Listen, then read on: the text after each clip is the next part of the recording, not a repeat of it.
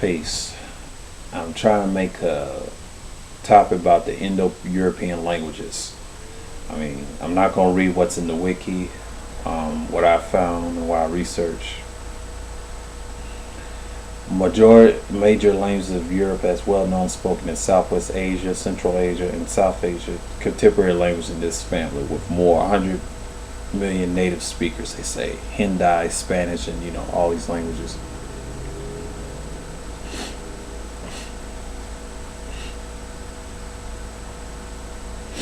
And they have the Indo-European languages: Albanian, Anatolian, Armenian, Baltic, Celtic, Dacian, Germanic, Greek, Indo-European, Italic, Phrygian, or something like that. Phrygian is Slavic, or Darsan, or Tokarane, something like that. The Medes, Made, and the Persian, or Parusa, later to coalesce into the Persian, were immigrants to Elamite lands from points unknown circa 800 BCE. Since their original homelands are unknown, it is impossible to attribute their phenotype or language to any particular genre. Thus, terms like the Indo-European, Indo-Aryan, and Indo-Iranian are your normal. They'll say albino. I don't call them albino. I call them, devils. Devil's lie, they would say. Terms as the word Iran, supposedly meaning a land of Aryans, is only percent 75 years old, and Aryan was the Persian word for Persia, nobility. Aryan or Aryan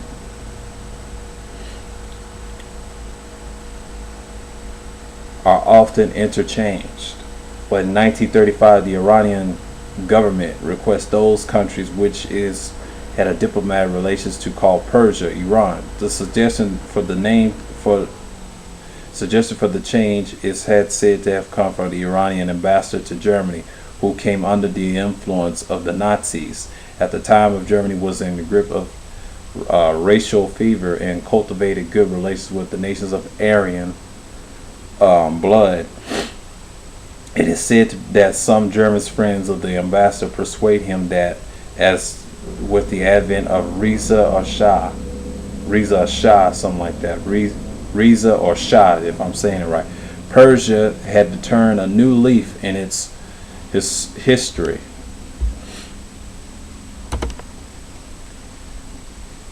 It was only fitting that the country be called Iran. This would not only signal a new beginning of bringing home to the world, but the new era in history, but would also signify to now Aryan race of its population as Iran. It's a cognate of Aryan and derived from it. Remembering that the Franks of France moved to govern Europe from Germany as the Holy Roman Empire, and they spoke what we call German today. We look at Old French. It's another one that talks about this subject right here.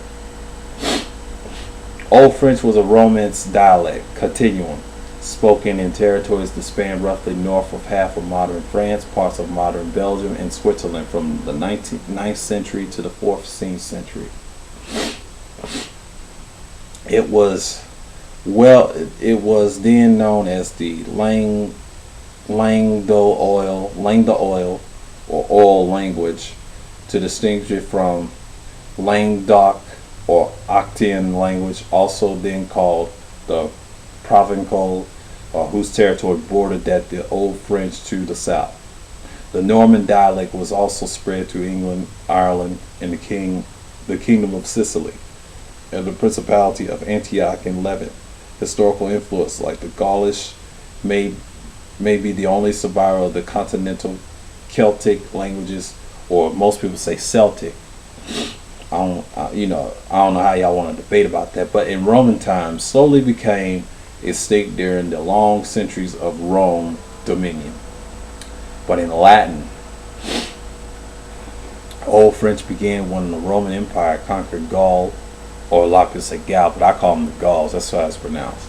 During the campaigns of Julius Caesar, which were almost complete by 51 BCE, the Romans introduced Latin to southern France by 120 BCE. when it came under Roman occupation. Beginning with Plautus, the time 254 and 184 BCE, the phonological structure of the classical Latin underwent change, which would eventually yield Vulgar Latin, the common spoken language of the Western Roman Empire, the Western Greco-Roman Empire. That's what this guy should have said, but we know that they did a lot of changes. They were known for their lies and stuff, and distorting dark history, or dark-skinned human history, or whatever you want to call it, or world history. That's what they known to do, and they have all the information. They run this planet, and they distort it, not through searches, but they store it through their old books, and they have places in the areas that you can't go through. You have to have permission or be one of them in a membership. This latter form differs strongly from its classical counterpart in phonology. It was the ancestor of the Roman languages, including Old French, Old Low Frankish, pronunciation, vocabulary, syntax of Low Latin.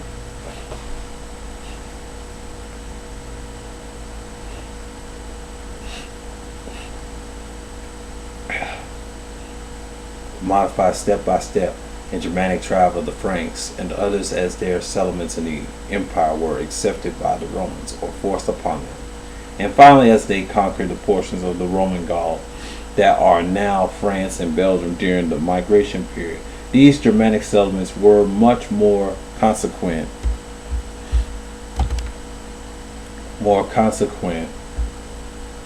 I almost lost my place. Consequent in northern France and Belgium than in the south of France and Europe. The name Francis is derived from the name of this tribe. Other less numerous Germanic peoples, including the Burgundians, and the Visigoths, were active in the territory at the time. The Germanic languages spoken by the Franks, Burgundians, and others were not written languages, and at this remove, it is sometimes difficult to identify from which specific Germanic source a given Germanic word in French is derived. In fact, the Old Frankish language has had a determining influence on the birth of Old French. That explains partly why the first documents in Old French are the older than documents in other Romance languages. Earliest written in Old French at the Third Council of Tours in 813, priests were ordered to preach in the vernacular language, either Romance or Germanic. Since the common people could no longer understand formal Latin, the earliest documents said to be written in French. And after the Raikkonen or Castle Gloss, 8th and 9th centuries are the oaths of Strasbourg, treaties and charters, into which King Charles the Bald entered in 842 AD, or we could say C something, I would say, in this timeline. But Pro Dio Amir, or Proto-Christian Pablo is in Spanish, okay. I'm going to skip down. The love of God, Christian people of our common salvation from this state, for as God will give me the knowledge and the power, I will defend my brother Charles, will help in everything.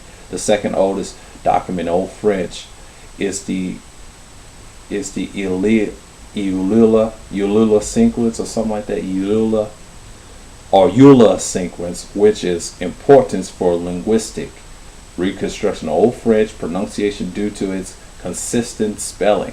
The royal house of Capet, found by a huge Capet in 987, they'll say AD or CE. That's why I meant to say CE. Inaugurated development of the Northern French culture in or out Isle de France, they would say, which solely but firmly asserted in its ascendancy over the more southerly areas of Aquitaine or Tosa or Toulouse, the Capetians language, the Eole, the forerunner of modern standard French, did not begin to become the common speech of all of France. However, until after the French Revolution, 1789 to 1799. From that, we see just how young, they say how young albino influence, or it's just a young white influence in Europe really is. The English language. It's a good one. I hope I don't get this one too long. The English language is the language created by the tribes that moved to Britain from West Germany around 450 CE. They put AD, but CE. The Germanic languages spoke by these tribes became Anglo-Saxon or Old English. Germanic tribes, Saxon, Angles, and Jutes, came to Britain from around 449 CE. They made their homes in the south east of the island, pushing out the Celtic Britons who were there before them, or making them speak the English language instead of the old Celtic language. Did I say Celtic Britons? My fault. Or Celtic? No, I'm going to start saying Celtic instead of Celtic. Most people will correct you, say Celtic. I'll say Celtic this time. I'm not going to say Celtic no more. Celtic Britons or Celtic, or I want to say Celtic Britons or Celtic language. They'll say, I want to say Celtic languages. That's Irish if y'all don't know. They have that Catholic cross. The closet language to English that is still used today is Frisian, spoken by about 500,000 people living in Netherlands, Germany, and Denmark. Despite its similarity to English, speakers of the two languages would not be able to understand each other. But there are still some people that are strongly suggest that the closet language to English is the Dutch language. Well, actually, if you come to America, if you're from another country, we do speak the type of Dutch. The people that founded this country was Irish people and Dutch people. And not all of them were Jews. They were Catholics. And then you had some Jewish merchants that had money that came over here that's ruling this planet today. And they had a lot of slaves in that time. I don't know if they have a lot, but you know. But in my research, they did some domination. They tried to find, they so claimed they found this country. They actually saw people living here. And it came conflict, you know.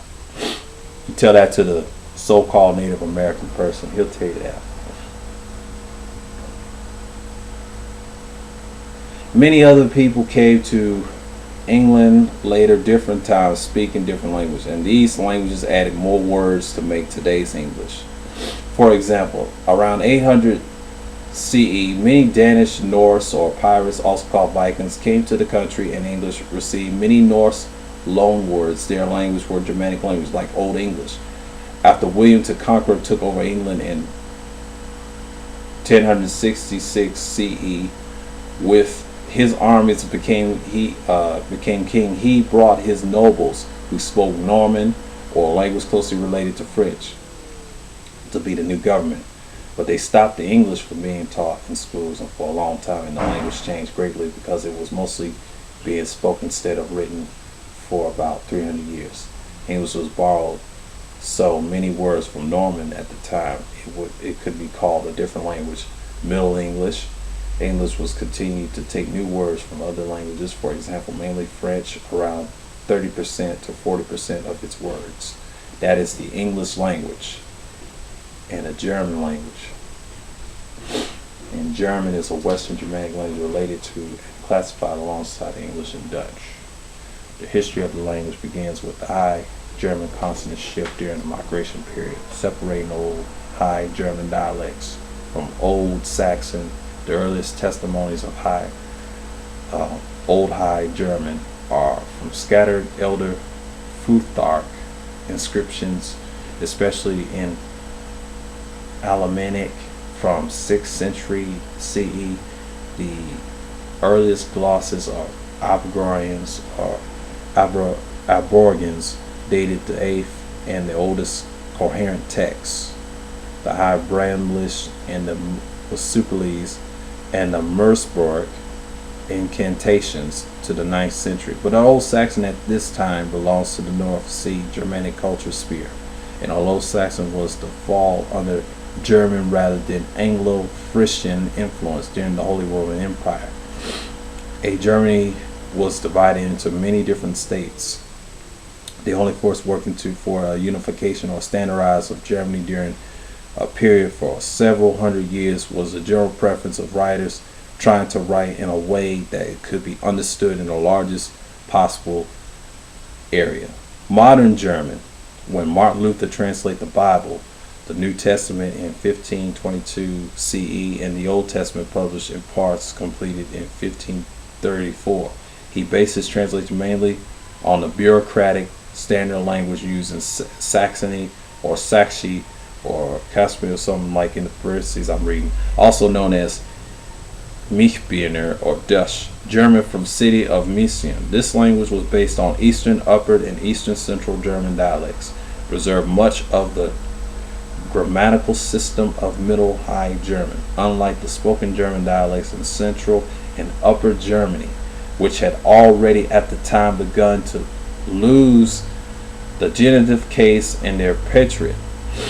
And this beginning copies of the Bible had along of its list for each region, which translate words unknown in the region into the regional dialect. Roman Catholics rejected Luther's translation initially and tried to create their own Catholic standard, Jimmy's or Duchess or something like that.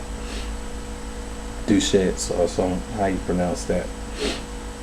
Which, however, differed from Protestant German only in some minor details. They took under the middle of the 18th century to create a widely accepted standard, thus ending the period of the early New High German until about 1800s. Yeah. And Standard German was almost only a written language. At the time, the peoples in northern Germany who spoke dialects very different from Standard Germany learning it almost like a foreign language and tried to pronounce as closely to the spelling as possible. Perceptive pronunciation guides used to consider the northern German pronunciation to be the standard. However, the actual pronunciation of the Standard German varies from region to region. German was the language of commerce and the government in the Habsburg Empire, which encompassed a large area of Central and Eastern Europe until the mid-19th century. It was initially the language of the townspeople throughout most of the empire. It is used to indicate that the speaker was a merchant, an urbanite, not their nationality. But some cities such as Prague, Germany, Prague, and Budapest, and German often were gradually Germanized in the years after the incorporation into the Habsburg domain. Others such as Bratislava, Germany, Prussia were originally settled during the Habsburg period and were primarily German at that time. And a few cities such as Milan and German mainland or mainly non-German, however, cities and such as Prague, Budapest, Bratislava, or Zagreb, or German Agram. I think this is called something Ljubljana or something like that, and German Liebeck were primarily German during this time, although surrounded by territory where other languages were spoken. This is very long.